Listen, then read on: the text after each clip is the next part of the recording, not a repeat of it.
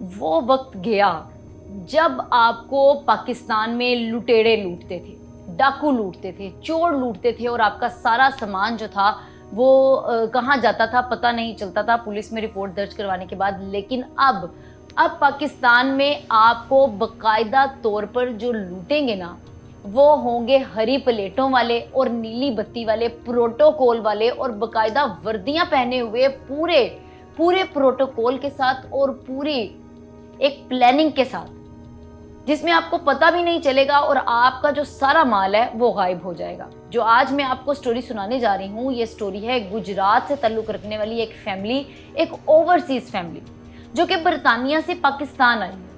पाकिस्तान आने के बाद एयरपोर्ट पर वो अपने सामान को चेक करवाती है। आपको पता है जैसे कि सामान का स्कैन होता है, सारा सामान स्कैन हो जाता है। एक औरत है, उसके हाथ में एक बैग होता है, वो हैंड बैग जो है उसके हाथ में होता है, उसमें उसके जेवरात होती हैं, उसकी मतलब जितनी कीमती चीज़ें हैं वो होती हैं। और वो उसको कहते हैं जी इसको स्कैन करवाएं।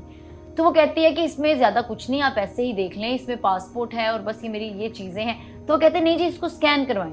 अब जाहिर सी बात है जब चीज़ स्कैन होती है तो पता चल जाता है कि भाई उसमें क्या क्या सामान है, क्या क्या चीज़ें हैं। अब जब इनको ये देख लिया गया कि जी इस बैग में क्या क्या चीज़ें हैं, तो वो लोग एयरपोर्ट से निकलते हैं और चल पड़ते हैं।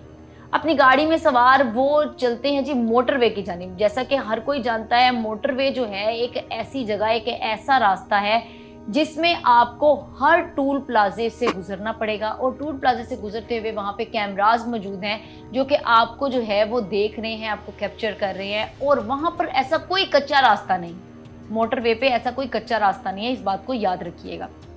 अब होता कुछ यूँ है, ये फैमिली जो है अपनी गाड़ी में जा रही होती है कि अचानक से एक डाला, नीली बत्ती वाला डाला आकर इनको रोकता है।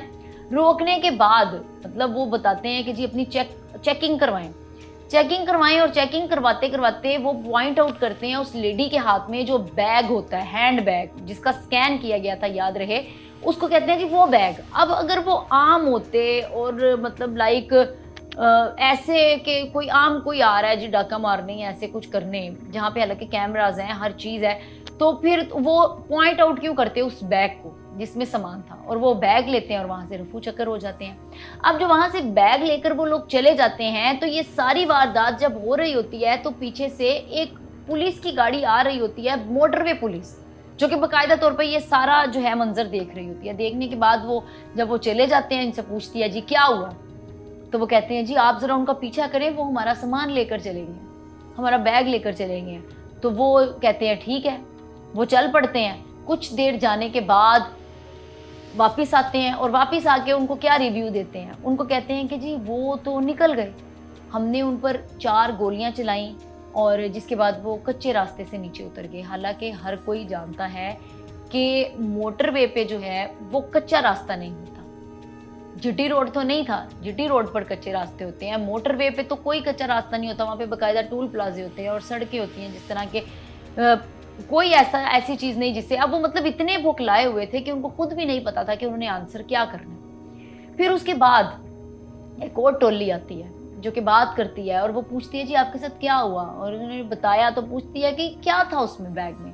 उसने कहा, औरत ने कहा जी उसमें 8 चूड़ियाँ थी। उन्होंने कहा 8 चूड़ियाँ थी, उसमें तो 4 चूड़ियाँ थी। मतलब वो इतने भुखलाए हुए थे कि उनको यही नहीं पता कि उनमें से एक के मुंह से इस तरह के लफ्ज निकल गए। अब ये हालात हैं हमारे मुल्क के कि कानून, जिस कानून को बनाया जाता है हिफाजत के लिए, जिस कानून को बनाया जाता है कि बाकायदा तौर पर ये मुजरिमों को पकड़ेगा, ये डाकुओं को पकड़ेगा, अब ये तो कोई दूर दूर तक नहीं सोच सकता कि वो कानून जो है वो खुद ही अपने आप पर अपने हाथ साफ कर रहा है। वो खुद ही उन तमाम जुर्म में, तमाम जराइम जो मुल्क में हो रहे हैं उसमें मुलव्वस है। ये वो ओवरसीज लोग हैं जो हमारे मुल्क में डॉलर लाते हैं, जो हमारे मुल्क में थोड़ा सा पैसा लाते हैं।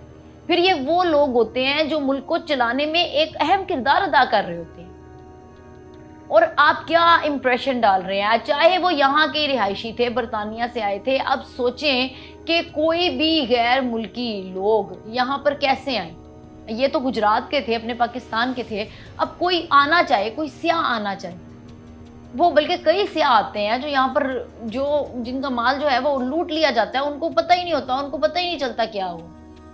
अब यहाँ पर इतने चौकस और इतने तंदुरुस्त किस्म के जब डाकू मौजूद होंगे, तो मुझे बताएं कि यहाँ पे जो सही डाकू हैं उनको कौन पकड़ेगा, और यहाँ पे कौन जराइम को ख़त्म कर कर मुल्क में जो है वो एक ऐसा ऐसा दायरा लाएगा जिसमें जो है जराइम पेशा अफराद जेल के पीछे और मुल्क जो है वो साफ शफाफ चले।